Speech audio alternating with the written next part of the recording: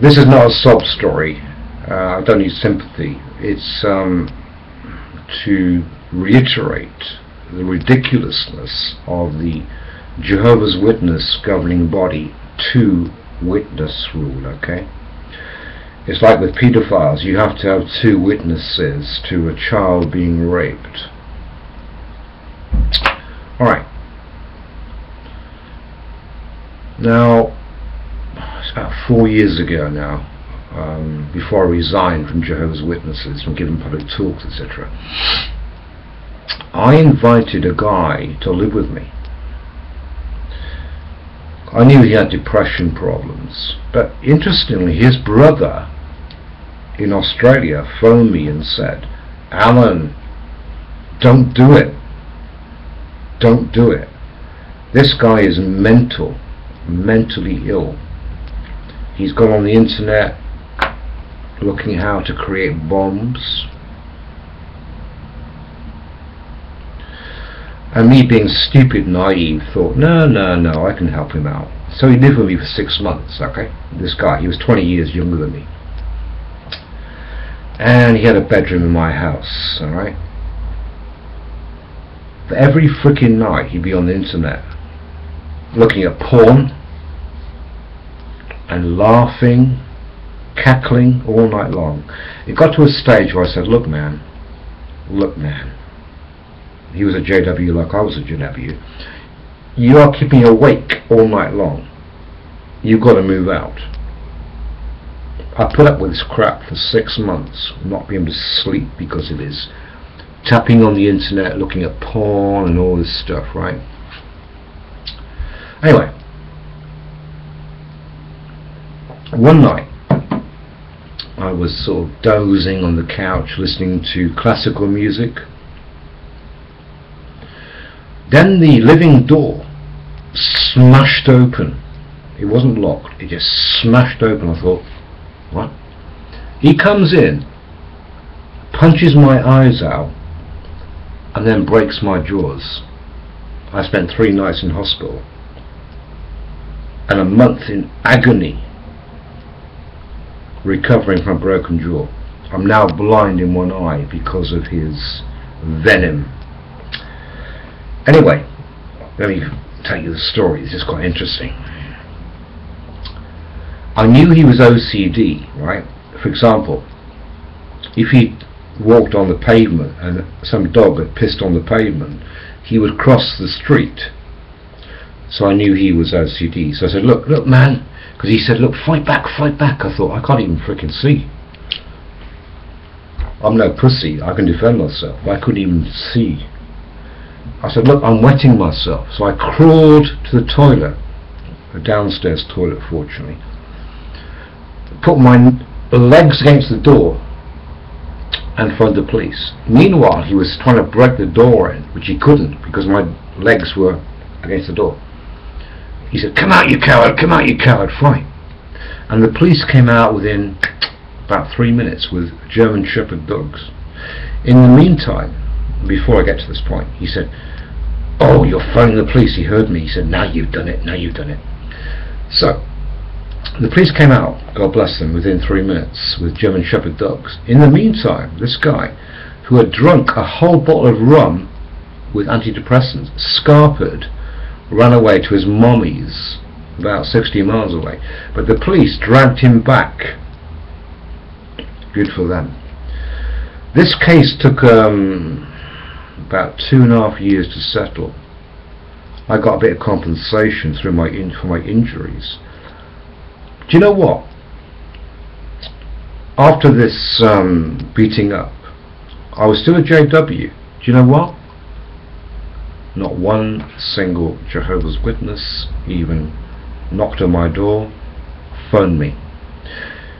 Eventually, as I was recovering a month later, my brother-in-law, who was the coordinator, or presiding overseer as you call it, the congregation, saw me in the street. He said, Alan, I've been meaning to chat to you. I said, oh, that's good. I've waited a month now. I said, come in, let's have a chat. He said, well, the reason we didn't contact you, Alan, because you've not been regular at meetings.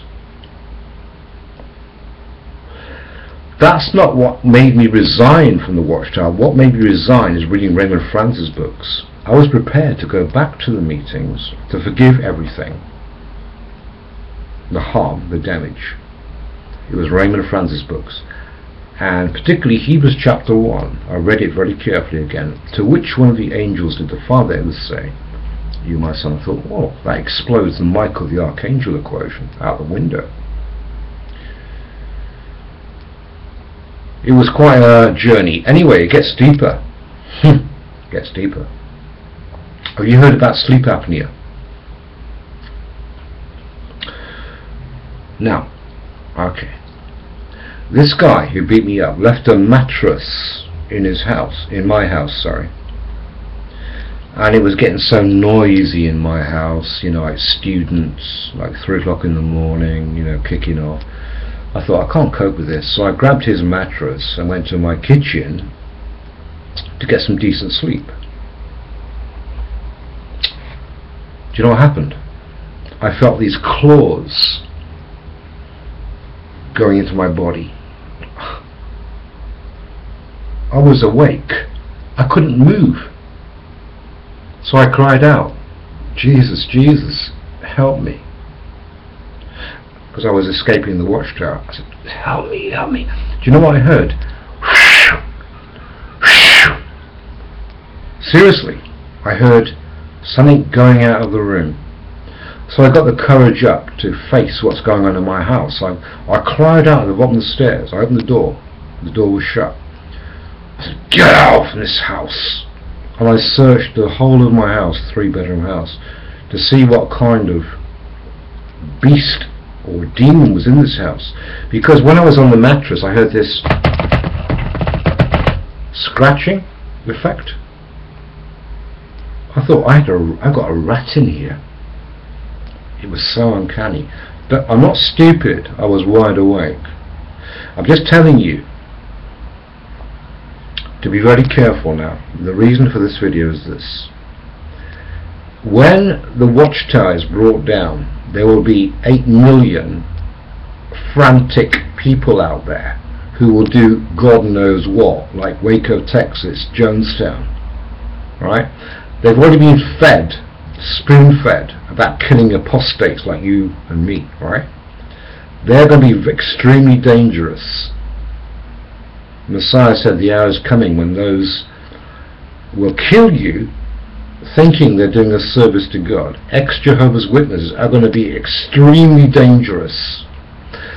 There's more mental illness and druggery, as in prescription drugs, in the JW community than in the population at large, right?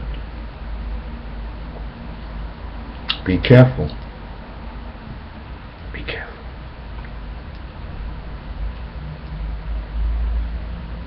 Just wondering now, how shall I title this video? Maybe I'll title it Jehovah's Witnesses Mentally Diseased. Maybe I'll put that title up.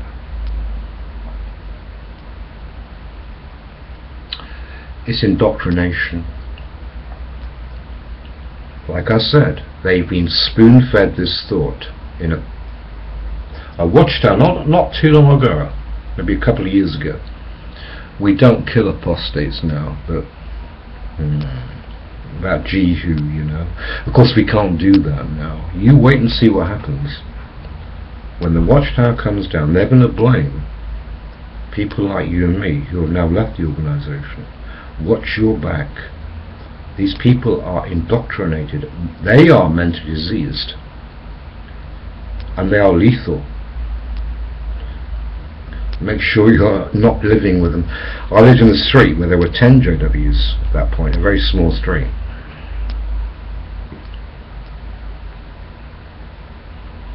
And they will put the blame on us who've escaped the Watchtower. They are ill, they are sick, they are brainwashed.